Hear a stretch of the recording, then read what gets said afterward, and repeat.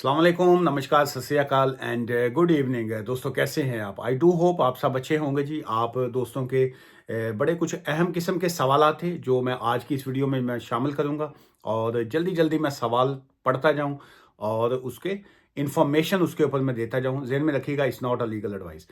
अच्छा, my fiance is in a UK, he has applied for asylum. What could be possible way to get there in UK?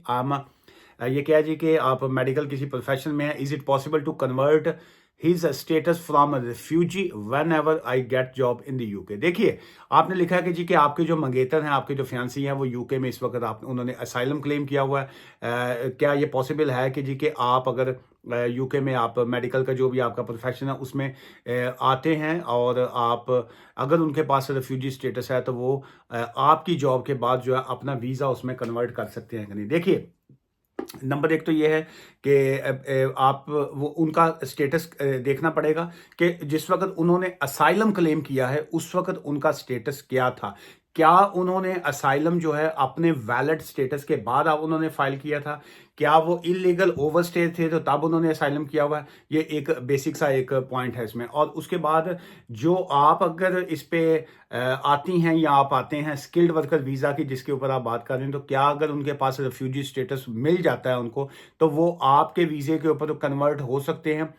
उसमें possibility काफ़ी हद तक हो सकती है, लेकिन बुनियादी चीज़ें जो मैंने पहले अर्ज़ की हैं वो आपको देखनी पड़ेगी। अब सेकंड उसमें पॉइंट ये होता है कि अगर किसी शख्स के पास वैलिड वीज़ा होता है या उनको रेफ्यूजी स्टेटस लेट से मिल जाता है और अगर वो आपके वीज़े के ऊपर कन्वर्ट होना चाहें और उसमें अगर आपका केयर होम का वीज़ा है या बाकी कोई इस टाइप का वीज़ा है, फिर तो वो कन्वर्ट नहीं हो सकते। लेकिन अगर ये है कि आपका normal standard skilled worker visa होता है जिसकी इस वक्त का थ्रेशोल्ड जो है वो 38,700 है, तो उसमें पॉसिबिलिटी ये हो सकती है कि वो अपनी एप्लीकेशन फाइल करके उनको होम ऑफिस को बता सकते हैं कि जी मैंने ड्यू टू सम रीज़न जो है ये मैंने असाइलम क्लेम किया था, मेरे पास इस वक्त रिफ्यूजी स्टेटस है और मैं इस वक्त इस वीज़े के ऊपर मैं स्विच करना चाहता हूँ। सो उसमें काफ़ी हद तक पॉसिबिलिटी है, लेकिन इसके जो मुख्तलिफ इसके इश्यूज हैं उसको देखना पड़ेगा जी के, और इसमें क्या क्या इश्यूज इन्वॉल्व हैं। अच्छा, ये किसी और का सवाल है जी। उन्होंने कहा जी कि 30/5/2024 को जो है मैंने वीज़ा अप्लाई किया। आफ्टर आफ्टर दैट 6 जून मुझे मेल आ गई, आई है कि पासपोर्ट डिस्पैच। फिर मेरा कोरियर घर आया है, उसके अंदर वीज़ा ही नहीं आया और ना ही कोई रिजेक्शन की ईमेल आई है। तो क्या करें? आप बता दीजिए मुझे।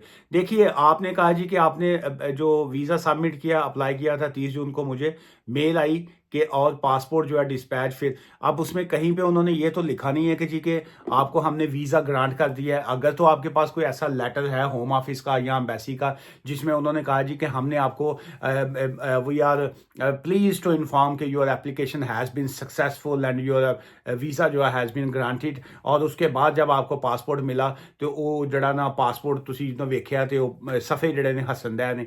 सो इसका मतलब है कि वो वीज़ा नहीं लगा। फिर तो जो है वो आप होम ऑफिस से रब्ता कर सकते हैं, उनको चैलेंज कर सकते हैं या उनसे पूछ सकते हैं कि भाईजान है कि मजाक है। बल्कि आप उनको कह सकते हैं अन्नी दिया मजाक है कि जी के पहले आपने कहा कि जी के वीज़ा आपको ग्रांट हो गया और अब आपने खाली पासपोर्ट जो है मुझे चिढ़ाने के लिए आपने पासपोर्ट जो है खाली भेज दिया।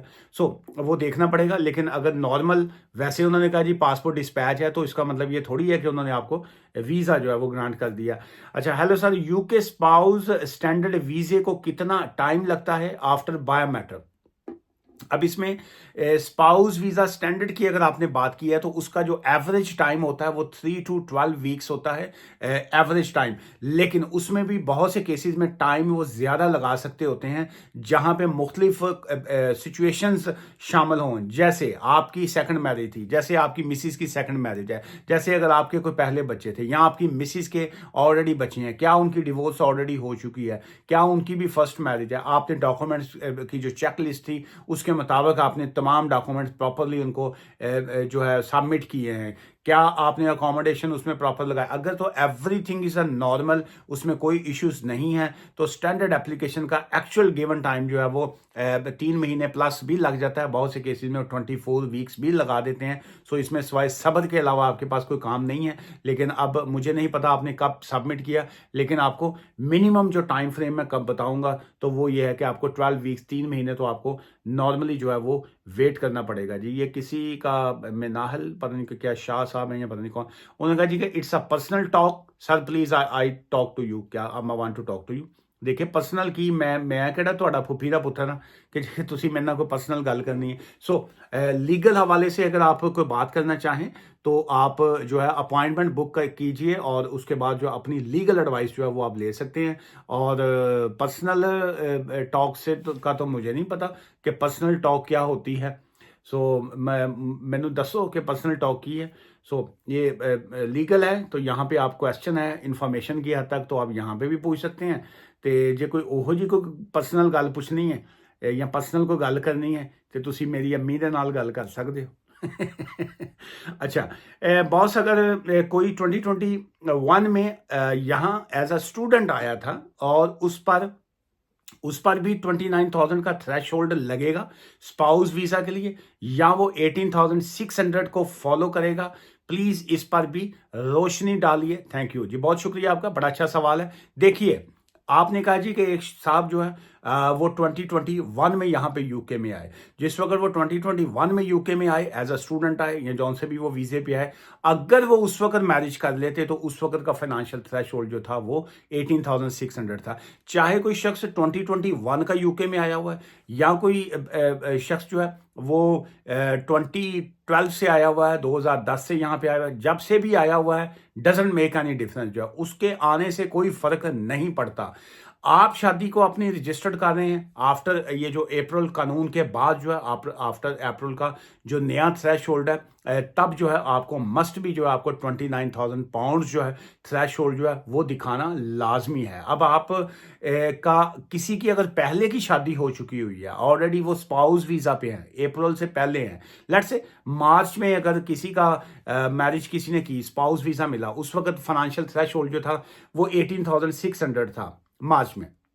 अब वो मार्च में अगर 18,600 था तो अब अगर उनकी 2 इयर्स बाद या जब भी उनकी एक्सटेंशन आएगी तो तब उनकी एक्सटेंशन जो है स्पाउस वीज़ा एक्सटेंशन वो उनकी 18,600 पर ही होगी। सो ये पुराने लोगों के लिए ये फ़ायदा है कि उनका एक्सटेंशन की हद तक 18,600 आएगा। लेकिन अगर किसी को न्यू स्पाउस वीज़ा अप्रैल के बाद मिला है तो फाइनेंशियल थ्रेशोल्ड जो है वो 29,000 ही होगा और इसके अलावा कोई और ऑप्शन नहीं है। डजंट मैटर वो कब के यहाँ पे आए हुए हैं जी।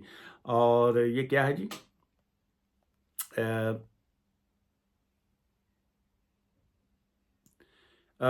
How to know we got banned after being detained, I reapplied for. देखिए कि कैसे पता चलेगा कि जी के किसी के ऊपर जो बैन लगा है या नहीं लगा, उसका तो तभी पता चलेगा जब आपने एप्लीकेशन फाइल की होगी। तो उसके बाद आपने अगर फॉल्स इंफॉर्मेशन दी या आपने उनको मिसगाइड किया या आपने कोई ऐसी चीज़ें उनको प्रोवाइड की या प्रॉपर होम ऑफिस को आपने अपनी एप्लीकेशन में चीज़ें आप उनको बता ना पाए, तो जिसकी वजह से जो है उन्होंने उस वक्त बैन लगा दिया आपको, तो वो तो लेटर पे लिखा होगा बैन लगा। अच्छा, उसके बाद जो है एक शख्स जो है वो यूके में रहता है और वो यूके में रहने के ओवरस्टे था, इलीगल था, और उसके बाद वो यहाँ से अपनी खुशी से या गमी से जैसे भी है वो यहाँ से चले गए और उसके बाद वो वहाँ पे जाके अब साल बाद 2 साल बाद सोचते हैं कि जी कि हमें यूके का वीज़ा जो है वो अप्लाई करना है। तो अब वो देखना चाह रहे हैं कि जिस वक्त मैं यूके से वापस आया हूँ या आई हूँ तो क्या मेरे पे बैन है कि नहीं। तो उसमें 2 चीज़ें जो है ना बड़ी इंपॉर्टेंट हैं।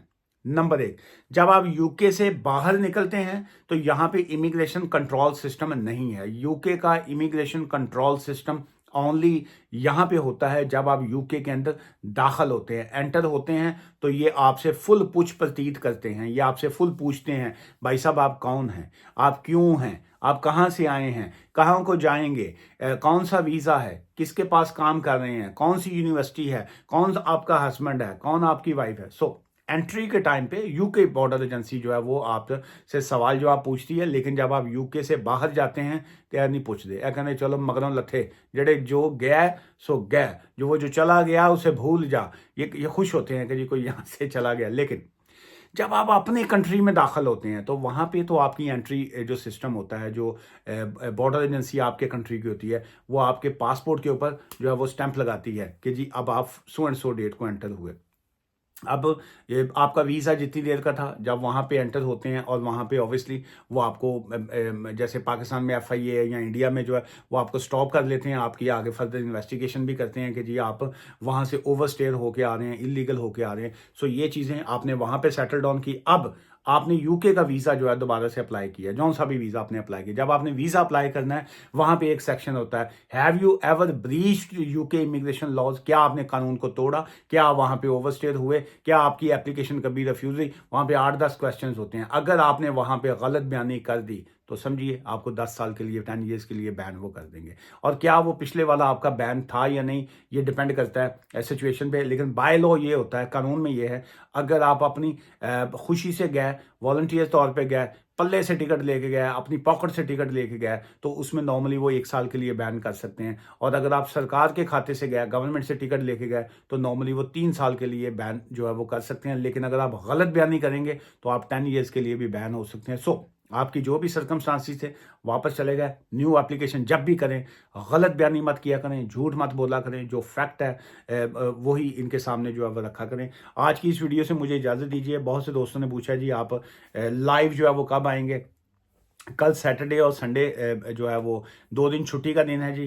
अगर कल मूड बना, माहौल बना और कोई 2-4 शेर दिमाग में आ गए, कोई 2-4 गज़लें दिमाग में आ गई, कोई 2-4 लतीफ़े आ गए और आप जैसे कोई मेहरबान दोस्त जो हैं वो मिल गए, तो फिर जो है कोई घंटा 2 घंटे के लिए आपके साथ लाइव होऊंगा और गपशप होगी। और अगर कोई कल कोई ऐसी कोई फटीक पड़ गई, घरों बुढ़ी ने अगर गालां कट दियां या कोई एवं महल्ले वाले ने अच्छा सालन ना भेजा, मूड अच्छा ना हुआ, तो फिर जो है फिर किसी दिन लाइव होऊंगा। चलिए, मुझसे मिलना चाहें आप, यू आर मोस्ट वेलकम। लेकिन हमारा ऑफिस जो है वो हम लोग कंसल्टेशन की फ़ीस चार्ज करते हैं, और लेकिन जब हम केस ले लेते हैं तो वो आपकी कंसल्टेशन फ़ीस जो होती है वो माइनस कर देते हैं। चाहे ऑफिस अपॉइंटमेंट हो या फ़ोन की अपॉइंटमेंट हो, वो आफ्टर अपॉइंटमेंट के बाद ही जो है वो बात आपसे होती है। लेकिन यहाँ पे आपको पता ही है, जो आपके बेसिक से सवालात होते हैं जहाँ पे सिर्फ इंफॉर्मेशन की हद तक होता है, मैं अपनी एवरी डे जो I try my level best कि मैं आपकी जितनी जो है यहाँ पे खिदमत कर सकूँ वो मैं करता हूँ। लेकिन जो है बाकी जो लीगल चीज़ें जहाँ पे होती हैं वो ऑब्वियसली आपको लीगल एडवाइस चाहिए होती है। दुआ में याद रखिएगा। Take care, bye for now, thank you.